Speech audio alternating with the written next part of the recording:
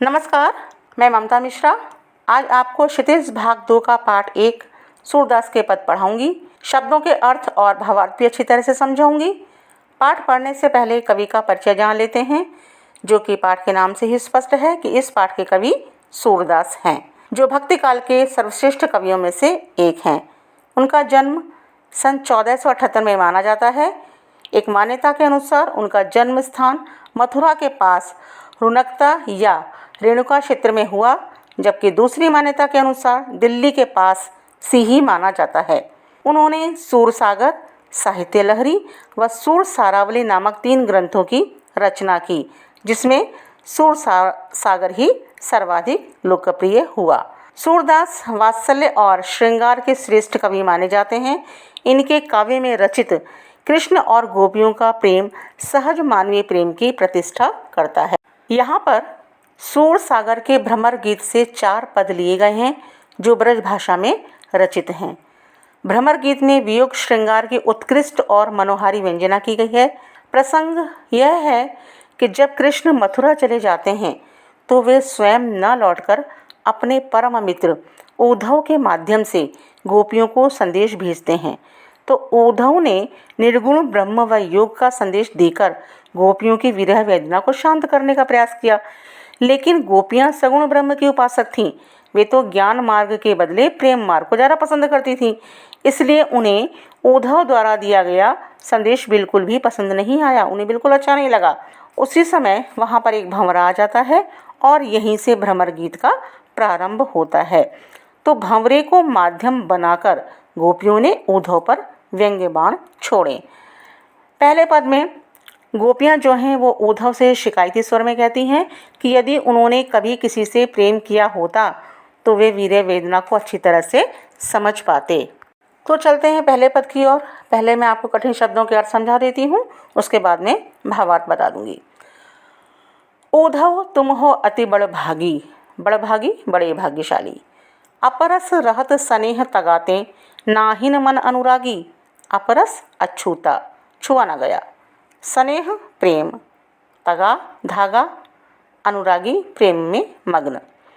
पुरैन पात रहत जल भीतर, तारस देह न दागी। पुरैन पात कमल का पत्ता, दागी दाग धब्बा। ज्यों जल माह तेल की गागरी, बूंद न ताकों लागी। माह मैं भीतर, गागरी कगरी मटकी की तरह से होती है, ताको उसको। प्रीति नदी में पाऊँ ना बोरियो। प्रीति नदी प्रेम रूपी नदी, रूपक अलंकार है। पाऊँ पाँव पैर, बोरियो डुबोना, परागी मुग्ध होना मोहित होना। सूरदास अबला हम भोरी, गुर चाटी ज्यों पागी। अबला दुर्बल मन वाली, भोरी भोली, गुर गुड़, चाटी चींटी, पागी लिपटी हुई। तो भावार्थ देखते हैं। उद्धव तुम हो अति बड़भागी। गोपियाँ उद्धव पर व्यंग्य करती हुई कह रही हैं कि हे उद्धव, आप तो बड़े भाग्यशाली हैं। वे उन पर व्यंग्य कर रही हैं, कटाक्ष कर रही हैं कि आप तो बड़े भाग्यशाली हैं। अपरस रहत स्नेह तगाते, नाहिन मन अनुरागी। वे कह रही हैं कि जिस कृष्ण के पास रहते हुए भी आप उनके प्रेम से अछूते ही रहे और उनके प्रेम के बंधन में कभी बंधे ही नहीं। आपके मन में कभी प्रेम ही नहीं उत्पन्न हुआ। आगे भी उसे स्पष्ट करती हैं। पुरैन पात रहत जल भीतर, तारस देह न दागी। कह रही हैं कि आपकी स्थिति तो उस कमल के पत्ते के समान है, जो जल में तो रहता है परंतु उस पर जल की एक बूंद भी नहीं ठहर पाती, मतलब उस पर जल का कोई प्रभाव नहीं होता। उसी प्रकार आप भी कृष्ण के साथ रहते हुए भी उनके प्रेम से वंचित ही रहे। ज्यों जल माह तेल की गागरी, बूंद ना ताको लागी। जिस प्रकार तेल की गगरी जो होती है, तेल से लिपटी हुई जो गगरी होती है, वो जल में तो रहती है परंतु उस पर जल की एक बूंद भी नहीं ठहर पाती। उसी प्रकार आपके ऊपर भी कृष्ण के प्रेम का कोई असर नहीं हुआ। प्रीति नदी में पाऊँ न बोरियो, दृष्टि न रूप परागी। गोपियाँ कहती हैं कि प्रेम रूपी नदी में स्नान करना तो दूर रहा, आपने तो उसमें कभी पैर तक नहीं डुबोया। आपकी दृष्टि कभी किसी के रूप को देखकर मोहित ही नहीं हुई, क्योंकि कृष्ण का तो रूप ही इतना मनमोहक होता है, इतना आकर्षक होता है कि जो कोई उनको एक बार देख ले वो उनकी ओर आकर्षित हुए बिना रहता ही नहीं है। फिर पता नहीं आप कैसे वंचित रह गए उनके प्रेम से। सूरदास अबला हम भोरी गुर चाटी जो पागी। आगे सूरदास जी कहते हैं कि गोपियाँ उद्धव से कहती हैं कि हम तो भोली भाली सरल मन वाली अबला हैं, जो कृष्ण के प्रेम में उसी प्रकार डूबी हुई हैं जिस प्रकार चींटी गुड़ पर आसक्त होकर उनके ऊपर लिपट जाती है और फिर वह उनसे अलग नहीं हो पाती है। उसी प्रकार हम भी कृष्ण के प्रेम में पूरी तरह से आसक्त हैं। दरअसल इस पद में गोपियों ने उद्धव को व्यंग की आड़ में अभागा सिद्ध किया है, जो प्रेम रूपी अमृत से वंचित हैं। अब दूसरा पद देखते हैं। मन की मन ही मांझ रही, मांझ मैं भीतर, कहिए जाई कौन पे उद्धव नाही परत कही। कौन पे, किससे। अवधि, अवधि आधार आस आवन की तन मन बिथा सही। अवधि समय, आधार आधार, आस आशा, आवन की आने की, बिथा व्यथा पीड़ा। अब इन जोग संदेशन सुनि सुनि बिरहनि बिरह दही। बिरहनी विरह में जीने वाली, विरह वियोग, दही और ज़्यादा विरह व्यथा का बढ़ना, दहक उठना। चाहती होती गुहार जितहिते उतते धार बही।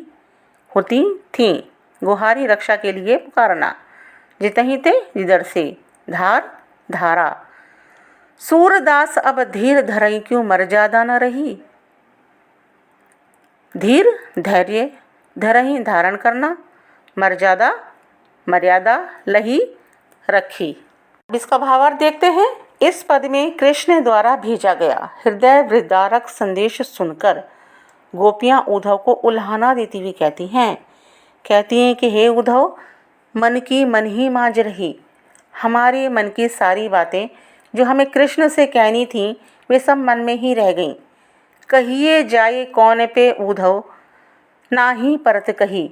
अब हम वे सारी बातें किससे जाकर कहें, क्योंकि प्रेम करने वाला अपने मन की सारी बातें अपने प्रिय से ही कहता है। आगे गोपियाँ कहती हैं, अवधि आधार आस आवन की तन मन बिथा सही।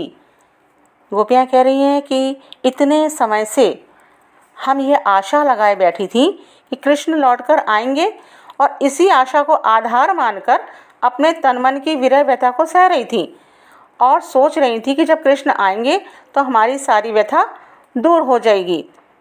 अब इन जोग संदेशन सुन सुनी बिरहनी बिरह दही। लेकिन आगे वह कहते हैं कि परंतु इस योग के संदेश को सुनकर तो हम विरहणियों की विरह व्यथा और भी ज़्यादा बढ़ गई है। जिस प्रकार अग्नि में घी डालने से अग्नि और ज़्यादा धधक उठती है, उसी प्रकार इस योग के संदेश ने हमारी पीड़ा को और भी ज़्यादा बढ़ा दिया। आगे वह कहती हैं, चाहती होती गुहार जितहिते उठते धार बही। कि हम अपनी रक्षा के लिए जिसे पुकारती उसने तो यह योग की धारा हमारी ओर बहा दी। फिर कह रही है कि सूरदास अब धीर धरई क्यों मर्यादा न रही। अब हम क्यों धैर्य धारण करें। जब कृष्ण ने ही प्रेम की मर्यादा का पालन नहीं किया, उन्होंने प्रेम की सारी मर्यादाएं तोड़ दी। प्रेम की एक मर्यादा होती है, प्रेम में पूर्ण विश्वास होता है, समर्पण भाव होता है, प्रेम के बदले प्रेम दिया जाता है। पर कृष्ण ने अपना वचन तो तोड़ा ही, साथ में ये योग का संदेश भिजवाकर हमें और ज़्यादा दुखी कर दिया। तो अब हम उनसे क्या उम्मीद करें, अब हम क्यों धैर्य धारण करें। जब कृष्ण ने ही मर्यादा का पालन नहीं किया तो हम कहाँ तक धैर्य धारण करें।